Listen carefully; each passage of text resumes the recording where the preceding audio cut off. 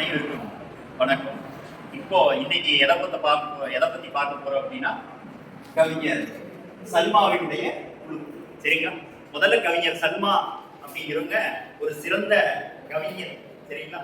அவங்க நிறைய சமூக நலன் சார்ந்த கவிதைகளை கொடுக்கறதுல திறம் படைத்தவர். பொதுவாக சமூகத்தில் இருக்கக்கூடிய அவலங்களை எடுத்து கூறி அந்த அவலங்களுக்கு உண்டான நிலைப்பாடு என்ன அப்படிங்கிறத உணர்த்துவதில் வல்லவராக திகழக்கூடியவர். பார்த்தீங்க அப்படின்னா கவிஞர் சர்மா நிறைய சமூகம் சார்ந்த உணர்வுகளை மக்களினுடைய உணர்வுகளை நம்மளுடைய கவிதைகள்ல ரொம்ப வெளிப்படையா காமிச்சிருக்காங்க. ஒரு கவிஞன் மக்களிடத்தில் இருக்கக்கூடிய குறைகளை விலைக்கு காமிக்கிறாங்க அப்படின்னாலே அவங்க ஒரு சிறந்த படைப்பாளியாக உருவெடுத்துறாங்க. ஏன் அப்படின்னா இன்னைக்கு நிறைய சமூகத்துல நிறைய பிரச்சனைகள் இருக்கு. அதையெல்லாம் மக்களுக்கு படம் பிடித்து காட்டணும் அப்படின்னு ஒரு மிகப்பெரிய என்ன வேணும், தைரியம் வேணும். அந்த தைரியம் அப்படிங்கிறது எல்லா இடத்துலயும் எல்லாருக்கும் என்ன ஆகாது, வந்திருக்காரு. ஆகவே இங்க ரொம்ப அழகா நம்மளுக்கு என்ன பண்ணியிருக்காங்க அப்படின்னா நிறைய எண்ணற்ற படைப்புகளை கொடுத்துருக்காங்க. அதுல பச்சையில் இருக்கக்கூடிய ஒரு கவிதையிலிருந்து நம்மளுக்கு என்ன கொடுத்துருக்காங்க அப்படின்னா, புழு அப்படின்னு சொல்லி ஒரு கவிதையை நம்மளுக்கு பாடப்பகுதியா இங்க என்ன பண்ணியிருக்காங்க, அமைச்சிருக்காங்க.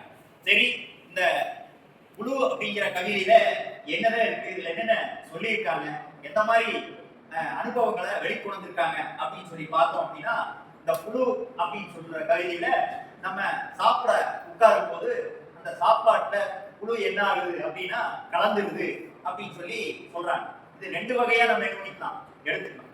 நம்ம சுகாதாரத்தை என்ன பண்ணணும், கடைபிடிக்கணும். இந்த சுகாதாரம் இல்லாதனாலதான் என்ன, இந்த நம்ம தட்டுல இருக்கக்கூடிய உணவுல என்ன ஆயிடுச்சு, இந்த புழு வந்துருச்சு அப்படின்னு சொல்லி ஒரு வகையா சுகாதாரத்தை எடுத்துக்கலாம். இன்னொன்னு கலப்படங்கள் மூலியமாக பொருட்கள்ல என்ன இருக்கு, இந்த மாதிரி புழுக்கள் என்ன ஆகுறது, வருகிறது அப்படிங்கறத நம்ம என்ன பண்ணிக்கலாம், தெரிஞ்சுக்கலாம். ஆகவே நிறைய தனி மனித சுய ஒழுக்கத்துல என்ன அப்படின்னா, சுய கட்டுப்பாட்டுல முதல்ல என்ன அப்படின்னா சுத்தத்தோடு என்ன பண்ண வேண்டும், வாழ வேண்டும். நிறைய அறிஞர்கள் என்ன அப்படின்னு சொல்லியிருக்காங்க அப்படின்னா நிறைய விளக்கங்களை கொடுத்துருக்காங்க. கூழானாலும் குளித்து குடி, கண்டையானாலும் கசக்கி கட்டு. ஆகவே ஒரு நேரம் உணவா இருந்தாலும் சரி, அது என்ன கூழாக இருந்தாலும் அது சுத்தமா வடிச்சு என்ன பண்ணணும், பாதுகாப்பா குடிக்கணும் அப்படின்னு சொல்லி என்ன சொல்லியிருக்காங்க. துணியே இல்ல, ஆடையே இல்லாம நிறைய ஆடைகள் சேர்க்கைகள் எல்லாம் ஒரே ஆடையா இருந்தாலும் அதை தினந்தோறும் என்ன பண்ணணும், துவச்சு கட்டணும் அப்படின்னு சொல்லி நம்ம பெரியோர்கள் நமக்கு நிறைய நல்ல செய்திகளை என்ன பண்ணி போயிருக்காங்க, கொடுத்துட்டு போயிருக்காங்க. அந்த மாதிரி இங்க சல்மா அவர்கள் உழைக்கின்ற மக்களுக்கு, பொதுவான மக்களுக்கு சொல்லக்கூடிய கருத்து என்ன அப்படின்னா, எதுவுமே சிறுசா இருக்கும்போது அதை கட்டுப்படுத்தல அப்படின்னா அது பெரியதாக உருவாகி மனிதனையே என்ன பண்ணிடும், அழிக்கக்கூடிய ஒரு வகையில உருவாயிடும் அப்படிங்கிற ஒரு அழகான ஒரு அற்புதமான செய்தியை நம்மளுக்கு என்ன பண்ணியிருக்காங்க, கொடுத்துருக்காங்க.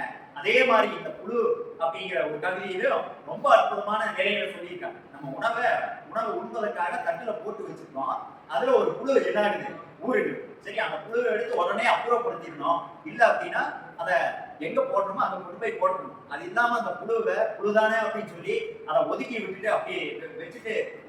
இருந்தோம் அப்படின்னா பின்னாடி அந்த புழுவே என்ன ஆயிரும், மாறி மனிதனுடைய வாழ்வினை கெடுக்கும். அந்த மனிதனுடைய வாழ்வை எப்படி கெடுக்கும் அப்படின்னா, இந்த புழு பெருசாகி ஒரு அட்டைப்பூச்சியா மாறிச்சு அப்படின்னா அது மனிதனுடைய உடல்ல எல்லா இடங்கள்லயும் அந்த அட்டைப்பூச்சி பரவக்கூடிய இடம் இருக்கு. பாத்தீங்க அப்படின்னா அட்டைப்பூச்சி மனிதனுடைய உடல்ல அது தொற்றுறது வந்து ஒரு சிறிய வலி இருக்கும். அந்த வலி ஏற்படும் போது அந்த அட்டைப்பூச்சியை பிடிச்சி என்ன பண்ணிடணும், அப்புறப்படுத்திடணும். அது இல்லாம விட்டோம் அப்படின்னா அந்த அட்டைப்பூச்சியானது மெதுவா மனிதனுடைய உடல்ல சென்று அங்கே இருக்கக்கூடிய சுருதி என்று சொல்லக்கூடிய ரத்தத்தை பூரா உறிஞ்சிட்டு மனிதனை என்ன பண்ணிடும், ஒரு தேவையில்லாத ஒரு இன்னலுக்கு என்ன பண்ணிடும் ஏற்படுத்தி. அதே மாதிரிதான் சமூகத்தில் நிறைய அவலங்கள் என்ன நடந்து கொண்டு இன்றைய காலகட்டத்துல இருக்குது. அந்த அவலங்கள் யாவும் தொடக்கத்திலேயே என்ன பண்ண வேண்டும், அதை நிறுத்திவிட வேண்டும். இல்லை அப்படின்னா இந்த அட்டைப்பூச்சி மாதிரிதான் மனிதனுடைய உடம்புல ஒட்டி எப்படி ரத்தத்தை பூரா உறிஞ்சி குடிக்குதோ அதே மாதிரி சமூகத்துல சில சீர்கேடான விஷயங்கள் மனிதனை என்ன பண்ணும்,